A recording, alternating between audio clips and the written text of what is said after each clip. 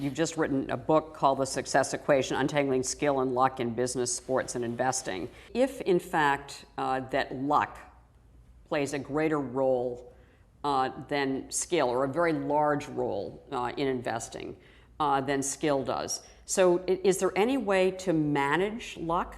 So the first thing is, there's one way to frame this whole issue is to think about a continuum from all luck, no skill, to all skill, no luck. And to your point, if you're over on the luck side, it's very important to recognize that. Now in investing, I would say that there is differential skill. I want to be clear. I don't think it's all luck. I think there's a lot of luck. But that's a very important thing. So I would just say, stepping back as an investor, what you probably want to look at are a couple things. One is, what does the valuation of the asset class look like? What is the valuation of equities versus, and you could do simple things like price earnings ratios or dividend yields, or more sophisticated things like cash flow multiples and so forth, and look at those versus fixed income or risk-free equivalents. When you start to see things that are cheap and you take a long-term point of view, that's probably the best foundation you would require to make good decisions. So one of the chapters in the success equation has to do with statistics, and it's what makes for a useful statistic.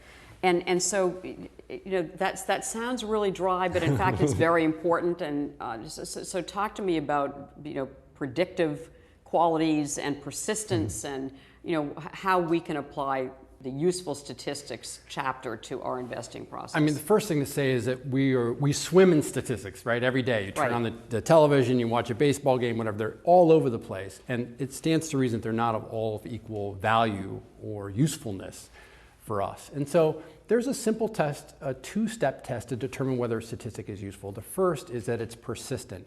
And persistent means that what happens in the current period is highly correlated with what happened in the last period. So for example, you took the SATs a month ago, and now you take the SATs today, and you get a very similar score.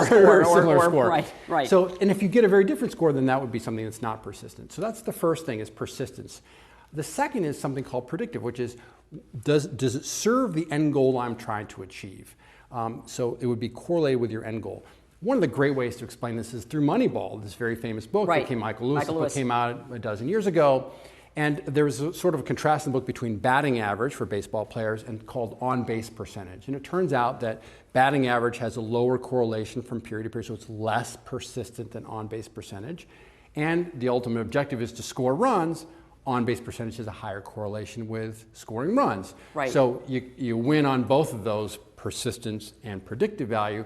And so that was what the Moneyball guys saw, and they also saw that it was improperly priced in the marketplace, and they could take advantage of that and build a successful team on the cheap. Okay, so take that analogy and apply it now to the markets and to succeeding in the markets. Right, so the most common method we all do to find a fund is to look at what's done well before. Right, past performance. Past performance. Right.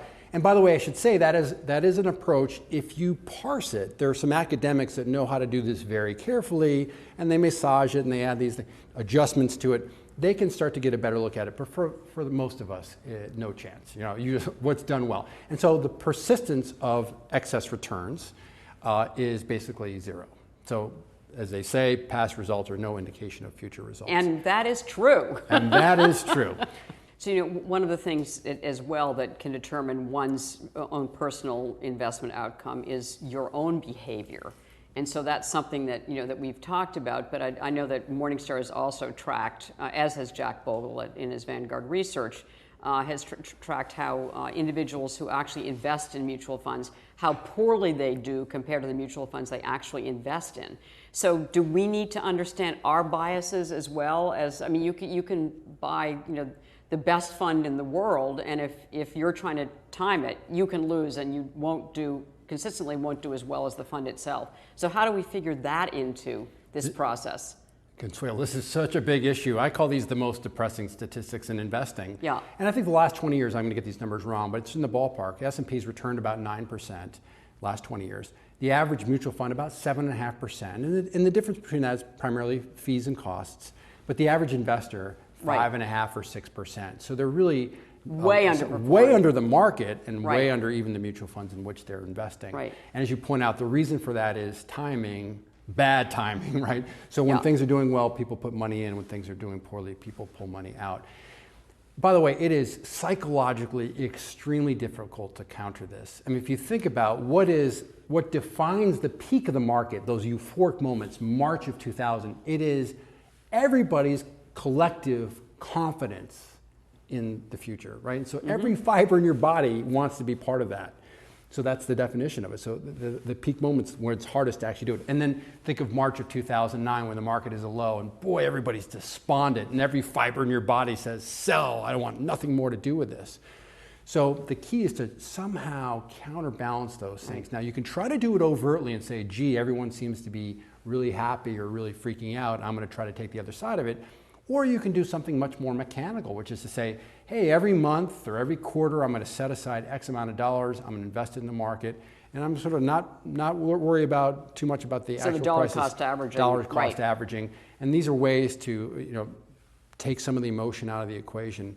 That probably is another way that that can be helpful for investors. We'll talk also about what you write about in your book, This is Success Equation, which is the arc of skill, which is something that a lot of us don't really want to hear about. But evidently there is an arc of skill in investing and in business and sports and everything else. So tell us about what it is in investing and how we can use that to our advantage. Now the arc of skill in physical tasks like athletics is pretty straightforward, right? So you get better as you get older and you peak. For example, tennis players tend to peak around the age of 24. And then, then you come down the other side, which is not so. And different sports peak at different ages.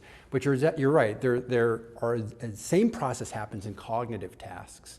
And so we have the same sort of pattern of improving cognitively and then declining ultimately.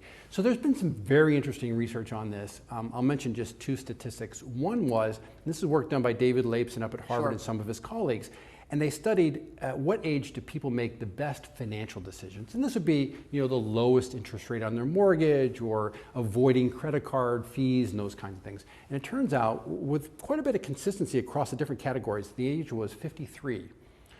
And it turns out, older people tend to have more wealth, but their decision making is not better. That's the optimal. For investment managers. So truly middle age is when you peak in investment decisions. By the way, as a side note to that, older people actually tend to know all about investing. They know about diversification. They know about all the basic ideas. But often, I guess, they're a little bit cognitively lazy. So they don't actually go through the extra steps. Maybe there's a better term, more diplomatic term, but it's basically cognitively lazy. Right.